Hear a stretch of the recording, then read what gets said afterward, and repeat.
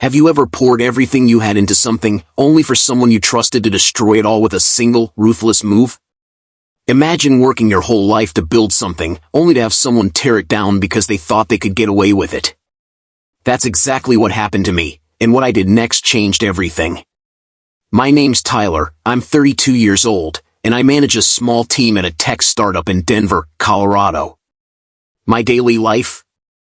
It's pretty standard. Wake up to the smell of fresh coffee, commute through the icy streets, get to work, and put my head down. My team was my second family, and I genuinely believed in the dream we were building together. Even when the grind felt like too much, I kept pushing forward. There was a certain comfort in the routine, but beneath the surface, things weren't as peaceful as they seemed. The tension was building, and I had no idea how bad it was going to get. There was one person I trusted more than anyone, Noah. He was my right hand at work, someone I thought had my back. We started in this company together, scraping by, going through the sleepless nights, pushing through every setback.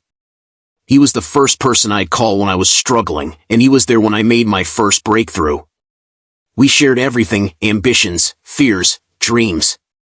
But, somewhere along the way, Noah changed. Slowly, his praise started to feel hollow, his helpful advice more like manipulation. He'd undermine me in meetings, subtly throw me under the bus when it suited him. I thought I was just paranoid, but then I found out the truth. Noah had been taking credit for my work, our big project, the one I spent months perfecting, the one I believed would make us both stand out. He had secretly presented it as his own. You know, he said to me one day, "You're always so caught up in the details, Ty. Maybe you should trust me to handle the bigger picture." His smug grin made my stomach churn. I had stayed late for this guy countless times, carried his weight on my shoulders. And this was how he repaid me. He took everything I worked for, just to get ahead. That's when I knew. Things were about to change, and Noah had no idea what was coming. The day I found out everything was when the project went public. I walked into the conference room, ready to present the final pitch, but as I looked at the screen, my heart sank. There it was, Noah's name, right at the top of the slide deck.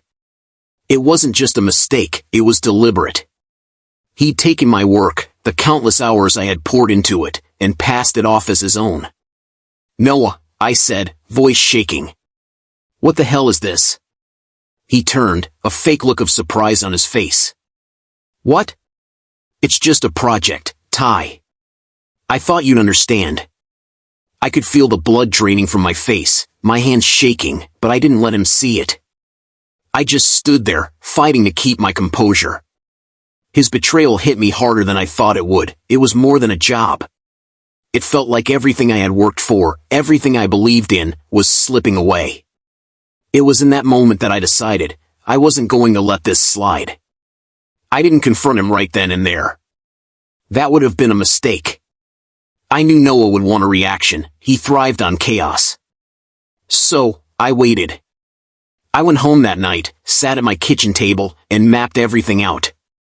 Every email, every file, every moment I had covered for him. I gathered my evidence, and I started reaching out to the people who still respected me, former colleagues, friends from other teams. It wasn't just about the company anymore.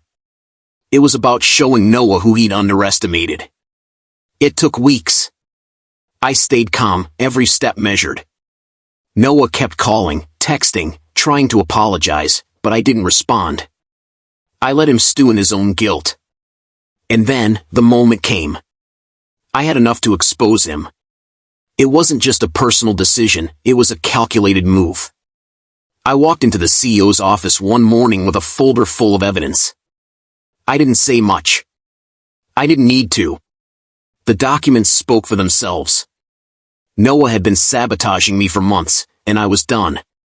Noah tried to reach me constantly after that, texts, calls, even emails begging for forgiveness. But I didn't answer. The silence was my weapon. I didn't mean it, Ty. You know that, right? He texted, over and over again. Each message more frantic than the last. I ignored them all.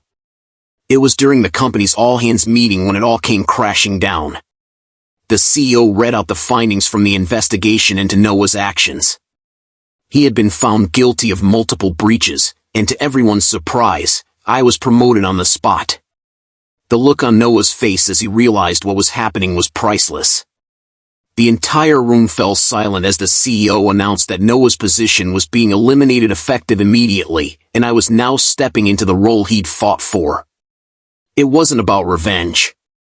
It was about reclaiming my dignity, my respect. The power shift was public, undeniable, and complete. Noah's downfall was swift. He was escorted out of the building the same day, his career and reputation shattered. People started to whisper, some even came to me, thanking me for standing up for myself. They saw the truth, even if Noah couldn't. As for me, I didn't gloat. I didn't need to. I had learned a valuable lesson: never let someone else define your worth. I was no longer the guy who was overlooked. I was the one who rose above it all. Sitting in my office now, I can still feel the weight of everything that happened. But it's different. There's a peace I didn't have before. I'm moving forward, not weighed down by the past. The future is mine now. It's funny. I never thought I'd get to this point. But now, I understand what matters. It's not about holding grudges, it's about knowing your value, even when others don't. So, what about you? Have you ever been betrayed by someone you trusted? Tell me your story in the comments below. And don't forget to subscribe, there's a lot more to come. Remember, when they treat you like a joke, it's only a matter of time before you get the last laugh.